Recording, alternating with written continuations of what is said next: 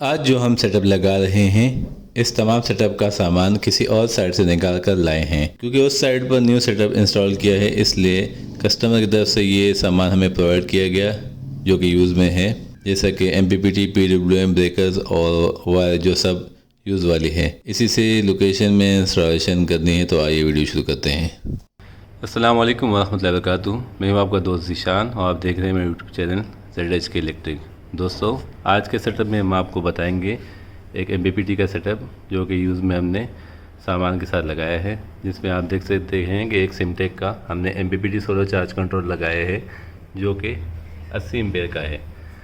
इसके साथ साथ एक हमने सिमटेक का ही 20 एम्पेयर का चार्जर लगाया है जो कि AC से DC पे आपकी बैटरी को चार्ज करता है।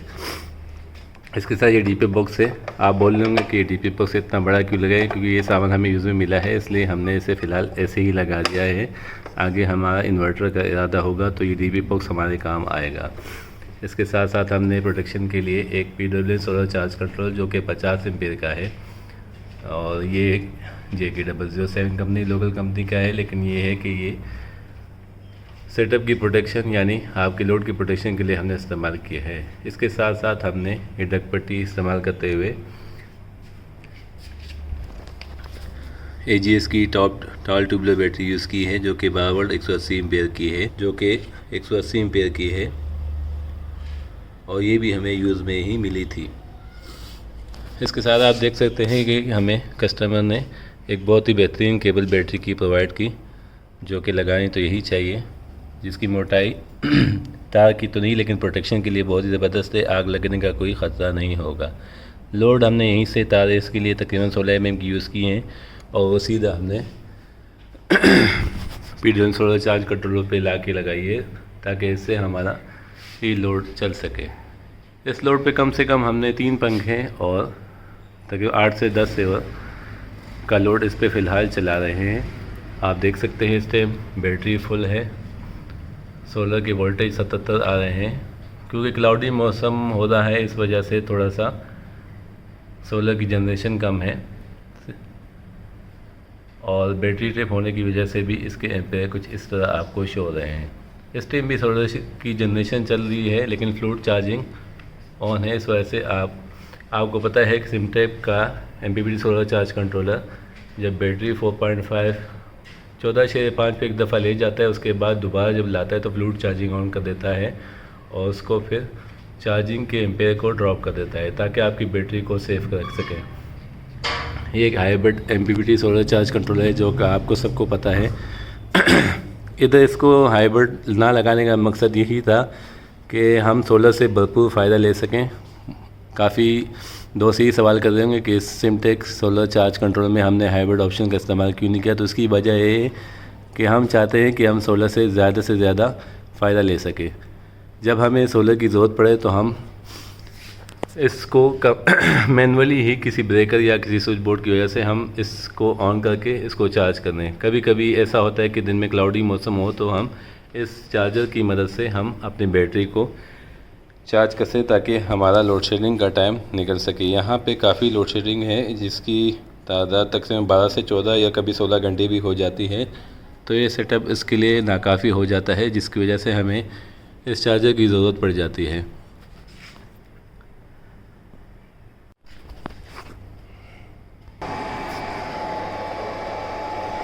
यहाँ हमने सोलर पे 6 mm की वायर यूज़ की है, क्योंकि आपको पता है कि 80 एम्पेयर के MPPT सोलर चार्ज कंट्रोलर में 80 एम्पेयर के MPPT सोलर चार्ज कंट्रोलर में सीरीज़ की कनेक्शन होते हैं, यानी दोनों प्लेटें आप सीरीज़ में लगाते हैं, तो वायर को मोटा करने का कोई मकसद नहीं है, लेकिन फिर भी हमने यहाँ 6 mm की वायर इस्तेमाल की है। आप देख सकते हैं तकरीबन 30 mm की वायर इस बैटरी पर यूज़ है, और 6 mm की वायर जो है सोलर पे इस्तेमाल की गई है। सोलर की प्रोटेक्शन के लिए यहाँ एक ब्रेकर इस्तेमाल में लाया गया है जो कि कम से कम 63 एम्पेयर का है।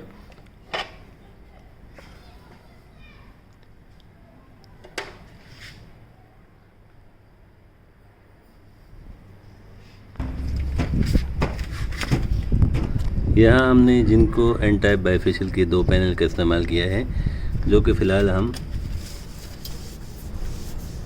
फ़िलहाल हमने वैसे ही रखी हुई है। आप देख सकते हैं हमने सीरीज़ कनेक्शन किए हुए फ़िलहाल, और दूसरी प्लेट के 2 तारे इकट्ठी हुई है और ये हमने यहाँ सीरीज़ कनेक्शन किए हुए हैं। नीचे करो, बस ठीक, नीचे कर दे।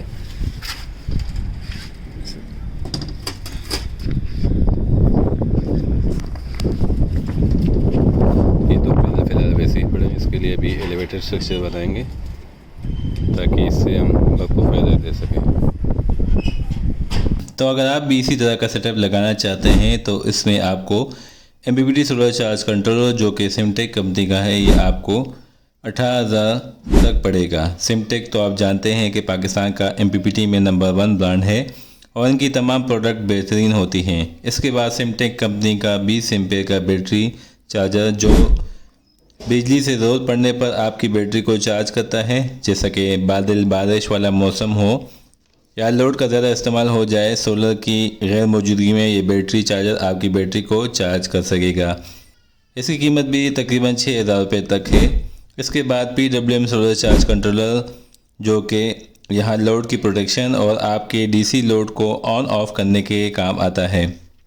खुदा न खास्ता शॉर्ट सर्किट की सूरत में आपके सेटअप को नुकसान से बचाता है। अगर कीमत की बात की जाए तो 50 एम्पेयर का PWM सोलर चार्ज कंट्रोलर 3500 से 4500 तक मुख्तलिफ़ कंपनियों के मुख्तलिफ़ रेट पर दस्तयाब होते हैं।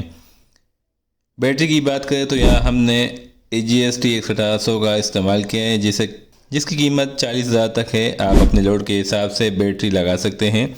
सोलर से MPPT तक 6 mm की वायर का इस्तेमाल किया गया है, जो कि इसकी 1 फीट की कीमत 160 रुपये है, जो कि आप सोलर पैनल से जहाँ MPPT लगाई जाती है वहाँ तक नाप लें और इसका हिसाब लगा लें तो आपको आपके 6 mm की वायर की कीमत का पता चल जाएगा।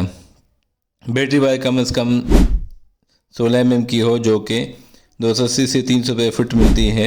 एक अदद सोलर ब्रेकर जो कि 2500 तक मिल जाता है। अगर इसके साथ फ्यूज़ लगाना चाहे तो वो भी तकरीबन 800 से 1000 रुपये तक दस्तयाब होता है। ये मोटा मोटा हिसाब था जिससे आप अंदाज़ा लगा सकते हैं कि अगर आप सोलर सेटअप लगाएं तो आपका ख़र्चा कितना आ सकता है। इस सेटअप में आप कुछ चीज़ें हटा भी सकते हैं, जैसे कि चार्जर और PWM सोलर चार्ज कंट्रोलर, जिसे आप बाद में भी इंस्टॉल कर सकते हैं। उम्मीद है आपको इस वीडियो में काफ़ी मदद मिली होगी। अगर इस वीडियो के बारे में कोई सवालात हो तो कमेंट सेक्शन में ज़रूर इज़हार कीजिएगा। मेरी वीडियो को लाइक कीजिएगा, चैनल को सब्सक्राइब कीजिएगा। अपना ख्याल रखिएगा। अल्लाह हाफिज़।